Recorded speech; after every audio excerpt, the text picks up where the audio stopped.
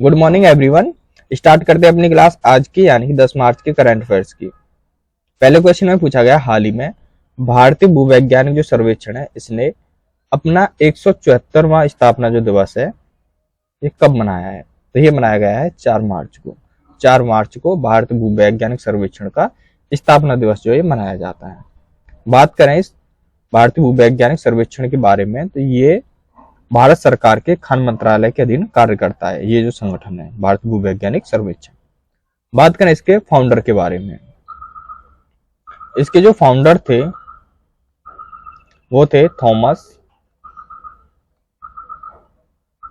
Oldham, ये इसके founder रहे थे। अब फाउंडेड की बात करें यानी कि इसकी स्थापना की बात करें तो इसकी जो स्थापना हुई थी वो 4 मार्च 1851 को यानी 1851 को इसकी स्थापना की गई थी। हेडक्वार्टर की बात करें तो इसके जो हेडक्वार्टर वो इंडिया में यानी भारत में कोलकाता और वेस्ट बंगाल में इसके हेडक्वार्टर हैं। ठीक है ना।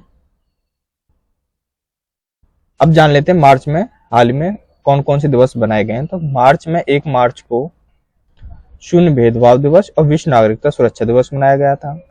3 मार्च की बात करें तो 3 मार्च को विश्व वन्यजीव दिवस और विश्व श्रवण दिवस मनाया गया था और 4 मार्च को राष्ट्रीय सुरक्षा दिवस मनाया गया था और 4 मार्च को ही भारतीय भूवैज्ञानिक सर्वेक्षण का स्थापना दिवस जो है वो मनाया जाता है। वीडियो अच्छी लगा करे लाइक शेयर जरूर किया करो, सब्सक्राइब कर लिया करो ताकि डेली डेली आपके पास करंट अफेयर्स की क्लास आती है। अब चलते हैं नेक्स्ट क्वेश्चन पे। नेक्स्ट क्वेश्चन की बात करें तो हाल ही में कौन सी जो राज्य सरकार है जिसने एम युवा जो योजना है वो शुरू की है? तो ये की गई है उत्तर प्रदेश सरकार की ओर से एम युवा जो योजना है ये शुरू की गई है। बात करें इस एम युवा योजना के बारे में तो ये एम युवा जो योजना है इसके तहत जो राज्य सरकार है उत्तर प्रदेश की इसने एक लक्ष्य प्रत्येक वर्ष में 5 लाख रुपए तक की परियोजना के लिए ब्याज मुक्त जो ऋण है वो प्रदान करेगी, जिससे जो 1 लाख युवा होंगे उन उद्यमियों को तैयार करने के लिए इस योजना को लाया गया है। इस पहल का जो समर्थन करने के लिए जो वित्त वर्ष 2024 से 25 तक 1000 करोड़ रुपए जो है इस योजना के लिए आवंटित किए गए हैं, जो किए गए उत्तर प्रदेश सरकार की ओर से। ठीक है ना। अब जान लेते हैं उत्तर प्रदेश से जुड़े हुए और भी करंट अफेयर्स के बारे में। तो उत्तर प्रदेश में मुख्यमंत्री जो कन्या सुमंगला योजना थी उसमें अनुदान जो होता था वो पहले 15,000 था, अब इसे हटाकर 25,000 कर दिया गया है। जो कन्या सुमंगला योजना थी अब उसकी राशि जो है वो बढ़ा दी गई, वो 25,000 कर दी गई है। नेक्स्ट की बात करें तो उत्तर प्रदेश ने पहली बार सेमीकंडक्टर जो नीति है वो लागू की गई है, जो की गई उत्तर प्रदेश में सेमीकंडक्टर नीति जो है वो लागू की गई है उत्तर प्रदेश में। नेक्स्ट की बात करें तो 67वीं जो Akhil Bharatiya police duty meet थी वो लखनऊ में आयोजित की गई थी। ये लखनऊ में आयोजित की गई थी 67वीं Akhil Bharatiya police duty meet जो है। नेक्स्ट की बात करें तो अपशिष्ट जल उपचार के लिए नोएडा को जल योद्धा के रूप में मान्यता मिली है। जल योद्धा के रूप में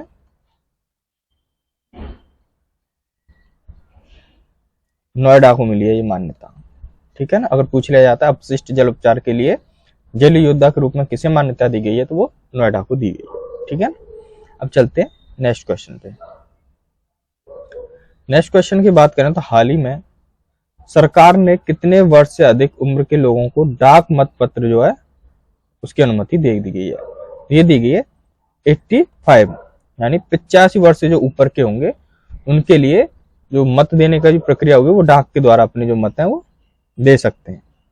बात करें इस डाक मत कैसा होता है इसके बारे में बात करें तो ये डाक मतदान जो है ऐसे चुनाव में मतदान है जहां मतदाताओं को मत जो पत्र है वो डाक द्वारा वितरित किए जा सकते हैं। यानी 85 उम्र के होंगे वो अपना जो मतदान है वो डाक के द्वारा वितरित कर देंगे। इस जो वितरित मतदाता होंगे वो मतदान केंद्र पर व्यक्तिगत रूप से इलेक्ट्रॉनिक वोटिंग प्रणाली के माध्यम से मतदान करेंगे। यानी कि एक इलेक्ट्रॉनिक वोटिंग प्रणाली है। ठीक है ना। जो कि 85 से ऊपर के होंगे उनके लिए ये लाई गई है। ठीक है ना। जिसे मान्यता दी गई है गवर्नमेंट की ओर से। अब चलते हैं नेक्स्ट क्वेश्चन पे। नेक्स्ट क्वेश्चन की बात करें तो हाल ही में आमिर सुमनहानी को किस राज्य के विद्युत आयोग का अध्यक्ष नियुक्त किया गया है? तो ये क्या गया, बिहार के। बिहार के आमिर सुबहानी को विद्युत आयोग के अध्यक्ष के रूप में नियुक्त किया गया है। अब बात करें बिहार के बारे में, इससे जुड़े हुए और भी करंट अफेयर्स बिहार से, तो बिहार में 3 दिवसीय महोत्सव जिसका नाम था नागी पश्चिम महोत्सव। नागी पश्चिम महोत्सव, ये महोत्सव जो ये 3 दिन चला था, यानी इसलिए इसे 3 दिवसीय बोला जा रहा है। 3 दिवसीय महोत्सव था ये नागी पश्चिम महोत्सव, जो कि बिहार में शुरू किया गया था। नेक्स्ट की बात करें तो नंद किशोर यादव को इनको बिहार की विधानसभा के अध्यक्ष के रूप में चुना गया है। नेक्स्ट की बात करें COP 28 के लिए बिहार को नवीकरण प्रयास के लिए अंतर्राष्ट्रीय जो सम्मान है वो दिया गया है, ठीक है ना, जो कि दिया गया है बिहार को उसके नवीकरण प्रयास के लिए अंतर्राष्ट्रीय सम्मान मिला है, जो कि है COP 28। अगर पूछ रहा है COP 28 जो अंतर्राष्ट्रीय सम्मान है किस राज्य को दिया गया है, तो वो दिया गया है बिहार राज्य को, उसके नवीकरण प्रयासों के लिए इसे दिया गया है। चलते हैं नेक्स्ट क्वेश्चन पे। नेक्स्ट क्वेश्चन की बात करें तो हाल ही में किसे बॉब जोन्स जो पुरस्कार है इसके लिए चुना गया है। ये किसे चुना गया, तो ये चुना गया टाइगर वुड्स को। टाइगर वुड्स को बॉब जोन्स जो पुरस्कार है इसके लिए चुना गया। अब बात करें इस बॉब जोन्स अवार्ड के बारे में, तो ये बॉब जोन्स जो अवार्ड है ये गोल्फ में विशिष्ट खेल की भावनाओं के मान्यता में यूनाइटेड स्टेट गोल्फ एसोसिएशन द्वारा ये दिया जाता है। ये जो अवार्ड है ये यूनाइटेड स्टेट्स गोल्फ एसोसिएशन द्वारा दिए जाने वाला ये सर्वोच्च सम्मान होता है, जो कि दिया जाता है गोल्फ के क्षेत्र में, ठीक है ना। इसका जो नाम है वो बॉबी जोन्स के नाम पर इसका नाम रखा गया था, इसीलिए इसे बॉब जोन्स अवार्ड कहते हैं, ठीक है ना। चलिए अब जान लेते हैं हाल ही में किस किस को अवार्ड मिले हैं। बात करें शशि थरूर के बारे में, तो शशि थरूर को फ्रांस का सर्वोच्च नागरिक सम्मान जिसका नाम है सिवेलियर डे ला लीजन डे होनोर, इससे सम्मानित किया गया है। अगर पूछ रहा है फ्रांस के सर्वोच्च नागरिक सम्मान से किसे सम्मानित किया गया, तो वो शशि थरूर को किया गया है, ठीक है ना। नेक्स्ट की बात करें तो 58वें ज्ञानपीठ पुरस्कार, जो ज्ञानपीठ पुरस्कार था वो गुलजार और रामभद्राचार्य को इससे सम्मानित किया गया है। मेरी कोशिश रहती है कि आपको जितने भी पीछे के करंट अफेयर्स होते हैं इंपॉर्टेंट रहते हैं, जिनकी इंपोर्टेंस 90% की रहती है कि एग्जाम पूछ ले जाते हैं, तो मैं इनको रिपीट करता रहता हूँ। जितनी भी क्लास होती हैं उनसे जुड़े हुए कोई भी करंट अफेयर्स आता है तो मैं उन्हें रिपीट कर देता हूँ, इसलिए कि आपका रिवीजन होता रहे, आपको आसानी रहे उन्हें याद करने में, ठीक है ना। चलिए अब चलते हैं नेक्स्ट क्वेश्चन पे। नेक्स्ट क्वेश्चन की बात करें तो हाल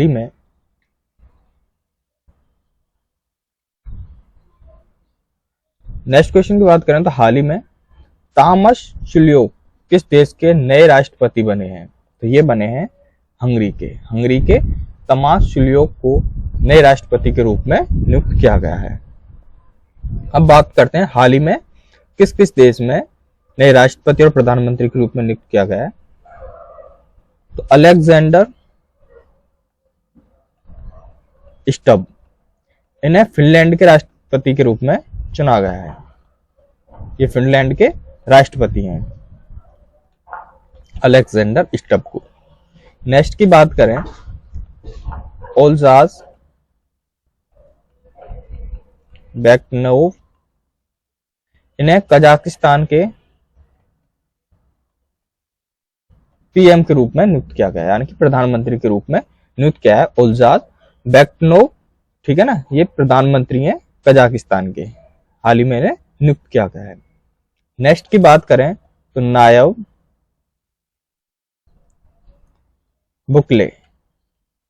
बुकले को सल्वाडोर के, यानी कि फिर दोबारा से इन्हें राष्ट्रपति चुना गया। पहले भी ये राष्ट्रपति थे सल्वाडोर के, अब भी इन्हें दोबारा से नायब बुकले को राष्ट्रपति के रूप में चुना गया है, ठीक है ना, जो कि चुना गया है सल्वाडोर, ठीक है ना, राष्ट्रपति है सल्वाडोर के।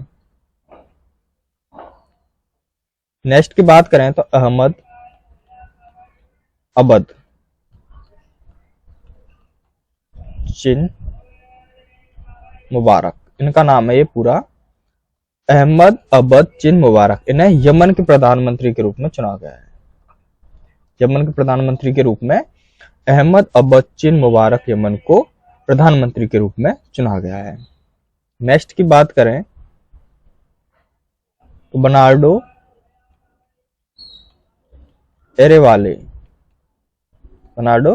एरेवाले को ग्वाटेमाला के राष्ट्रपति के रूप में चुना गया है। राष्ट्रपति के रूप में चुना गया है बर्नार्डो एरेवालो को, जो कि है ग्वाटेमाला के। ठीक है ना। अब चलते हैं नेक्स्ट क्वेश्चन पे। नेक्स्ट क्वेश्चन की बात करें तो हाल ही में किस बैडमिंटन खिलाड़ी को संन्यास की जो घोषणा है उसने की है, जो कि एक बैडमिंटन खिलाड़ी है। तो ये की गई है बी साई प्रणीत ने बैडमिंटन खिलाड़ी, इन्होंने संन्यास की घोषणा की गई है, जो कि इस बैडमिंटन से संन्यास ले रहे हैं। अब चलते हैं नेक्स्ट क्वेश्चन पे।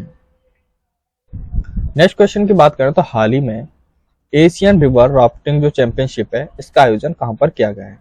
जो नदियों में राफ्टिंग करते हैं, एक चैंपियनशिप थी, इसका आयोजन कहां पर किया गया है, तो ये किया गया शिमला में एशियन रिवर राफ्टिंग जो चैंपियनशिप है, इसका आयोजन किया गया था। अब चलते हैं नेक्स्ट क्वेश्चन पे।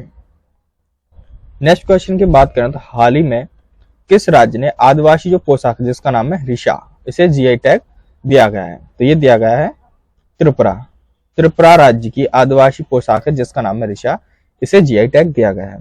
जीआई टैग की बात करें, इसे बोलते हैं भौगोलिक संकेत।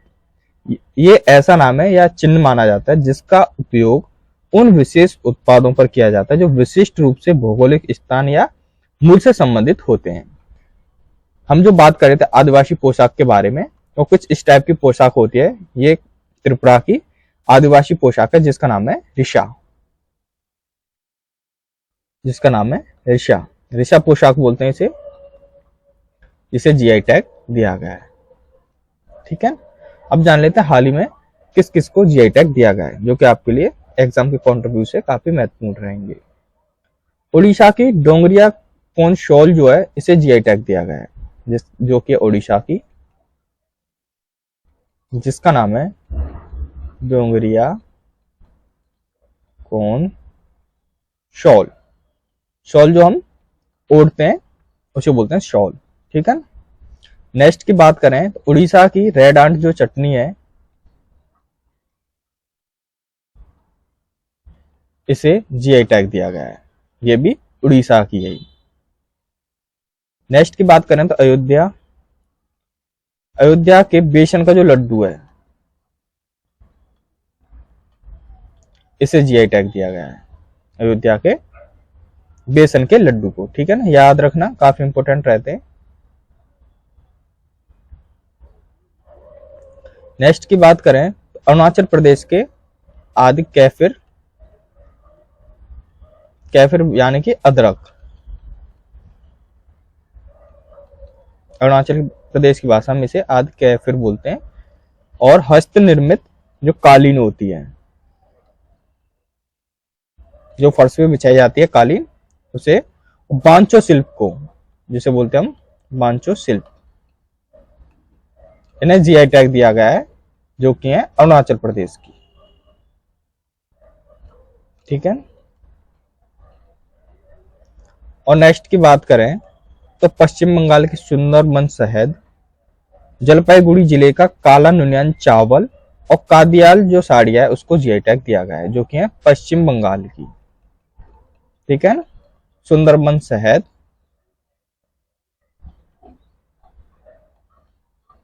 और जलपाईगुड़ी के एक जिला है पश्चिम बंगाल में, जलपाईगुड़ी, उस जिले के काला चावल है, काला नुनिया चावल, इसे जीआई टैग दिया गया है। और कादियाल की जो साड़ियां हैं, इन्हें जीआई टैग दिया गया है, जो कि है पश्चिम बंगाल की। ठीक है ना, इन सभी को जीआई टैग दिया गया है हाल ही में।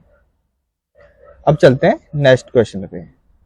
नेक्स्ट क्वेश्चन की बात करें तो हाल ही में किसने 4 दिवसीय अखिल भारतीय अनुसंधान विद्वान शिखर सम्मेलन 2024 की मेजबानी की है, तो ये की गई है आईआईटी मद्रास के द्वारा। आईआईटी मद्रास ने अखिल भारतीय अनुसंधान विद्वान शिखर सम्मेलन 2020 फिर जो 2024 की जो मेजबानी है वो IIT मद्रास ने की है। ठीक है ना।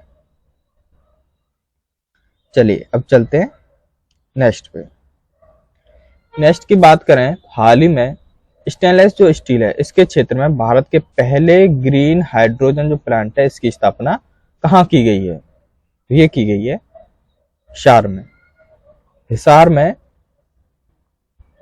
स्टेनलेस स्टील क्षेत्र में भारत का पहला ग्रीन हाइड्रोजन प्लांट की जो है स्थापना की गई है। अब चलते हैं नेक्स्ट क्वेश्चन पे।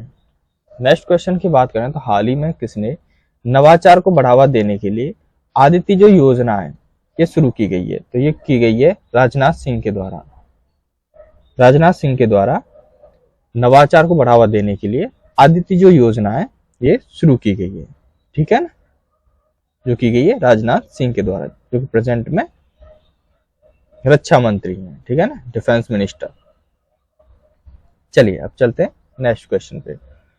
नेक्स्ट क्वेश्चन की बात करें तो हाल ही में भारत के पहले राष्ट्रीय डॉल्फिन अनुसंधान जो केंद्र है इसका उद्घाटन कहां पर किया गया है? राष्ट्रीय डॉल्फिन अनुसंधान केंद्र का। तो ये किया गया है पटना में।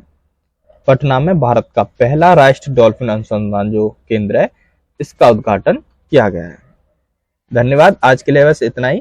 क्लास अच्छी लगी हो लाइक शेयर जरूर करना, सब्सक्राइब कर लिया करो ताकि डेली आपके पास जो क्लास है वो आती रहे।